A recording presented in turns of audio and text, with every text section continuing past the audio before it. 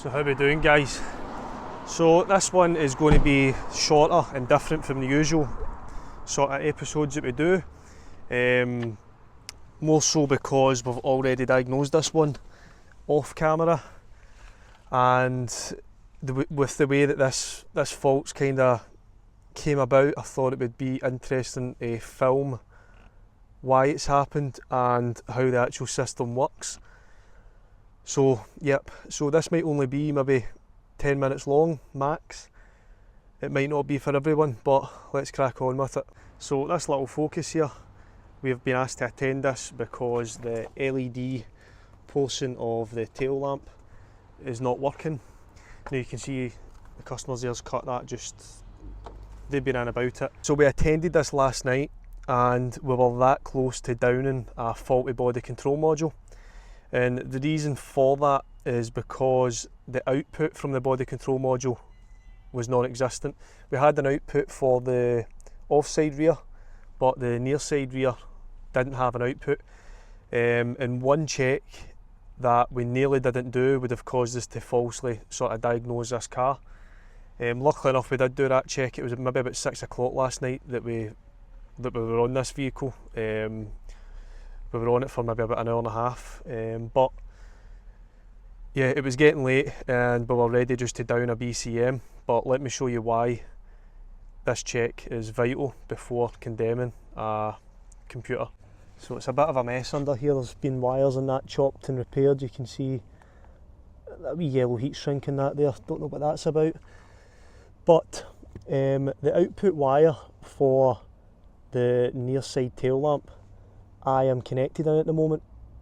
So it's actually disconnected at the BCM side. So we've more or less got an open circuit from here going back to the tail lamp.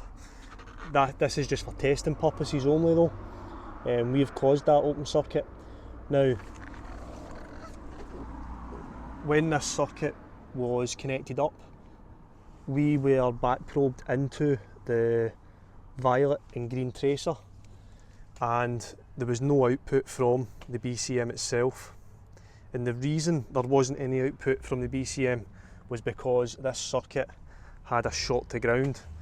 Now, we haven't fully located the short to ground yet, but the reason the BCM has decided to shut that circuit down is obviously protecting itself because of the short to ground. So what we've ended up doing from that point, obviously we were that close to just saying, yep, the BCM's faulty, is we've decided to connect our little OTC test lamp.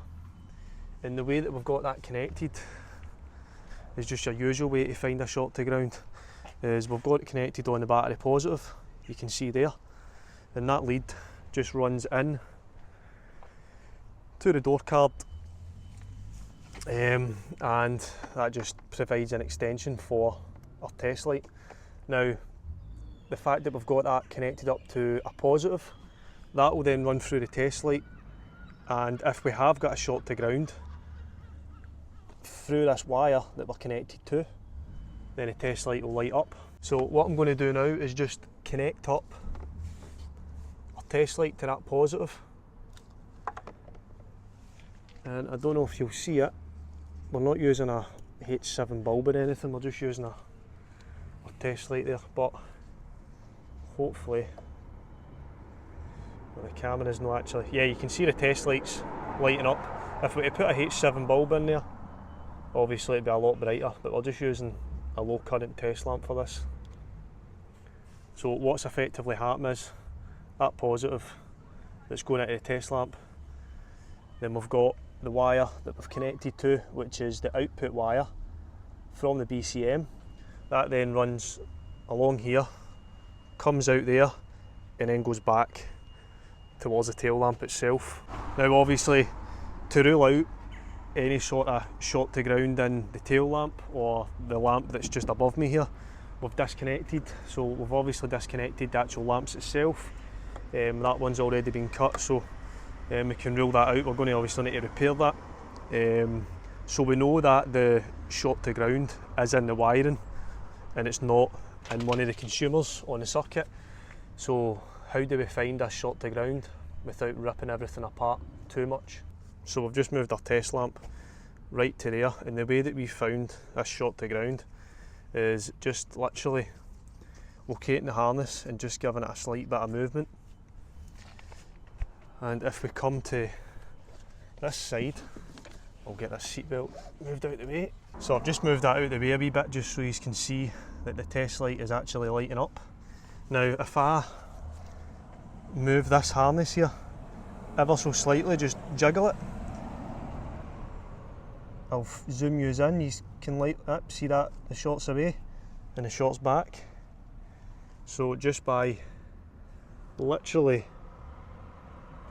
on, off, off and on again, off and on. So literally just by manipulating that harness, you can see that our shot to ground goes away. So we know that our shot to ground is somewhere in here. And look what we have here. So we have found our shot to ground.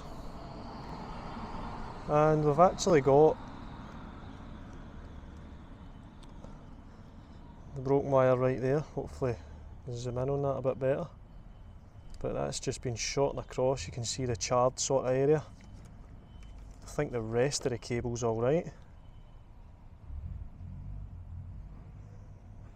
So, yep, that is one way to find a shot to ground. So the next step is only to repair it. So we're going to repair the wire, tape it out the way, any sort of framework which obviously has caused this in the first place. We will also build everything back up and we'll show you the tail lamp working. So yep, let's crack on with that. There we go guys, we've repaired that. If anybody's interested, we've just used heat shrinks in there and obviously taped it up. This tape's really good. You'd need to do well to sort of rub through anything on that. So basically that's the tape there that we're using, if anyone's wondering. Really good stuff, really durable as well. So we'll get all this buttoned back up and the next time you see this it will be working. So everything is now buttoned up on this Ford Focus. We have repaired the wiring and we've also put a bit of foam padding in behind where the wiring was rubbing, because the little clips that are meant to secure it are no longer there, so that's why the fault happened. Now we've repaired that wire that was snipped on purpose before we got here. That's been repaired, everything's all plugged back in. The BCM we've plugged back in as well. So in a nutshell, the way we actually found this fault was connecting our test light to battery positive and then obviously connecting the other end, going into the BCM plug with the actual plug unplugged from the BCM. Obviously the test light itself lit up, which means it's finding a ground or a path to ground. We knew that we disconnected all the consumers on the circuit, so the only way it's going to find a path to ground is on the body or shorting against another wire. So that's basically it. What we're going to do is test out the tail lights and see if they work. So we're just going to flip them on and you can see the tail lamp is now switched on, and we're going to try our best here. Because it's sunny today you might not notice it, but the tail lamp itself you can see is lit up. So that's smashing. That side is not lit up because there's a good chance we've not reconnected that. Yep, so we've obviously disconnected that and we've forgot to connect it back up. So that should be working now. So I'll try and cover as much as I can, but you can see just there that it is lighting up. It's just obviously with the brightness today you're not going to be able to see it as well. But we're back to working order. There's no warnings on the dash, so happy days. So that is us done on this little Ford Focus. We've repaired the shot to ground and the fault is now rectified. So we hope you've enjoyed this one, and if you can, like, share and subscribe, and we'll catch you on the next one. Cheers.